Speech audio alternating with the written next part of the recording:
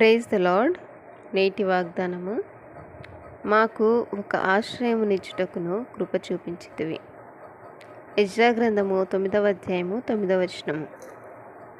యెహోవా కృపగలవాడు. ఆనాడు ఇశ్రాయేలీలు అరణ్యమందలి ఎడారి త్రోవలో తిరుగులాడుచుండిరి. నివాసపురం ఏది వారికి దొరకకపోయెను.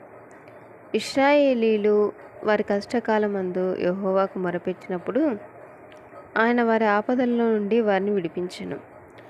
వారొక నివాసపురం చేరినట్లు చక్కని త్రోవను నడిపించెను. మానవులందరూ పాపమనే దాసత్వం కింద చిక్కుకొని నెమ్మది, శాంతి, సమాధానం లేక జీవిస్తున్న మానవులను పాపము నుంచి విడిపించి రక్షించి వారికి నిత్య జీవం ఇచ్చుటకు యేసుక్రీస్తు ప్రభు కృపాసత్య సంపూర్ణుగా ఈ లోకానికి వచ్చాడు.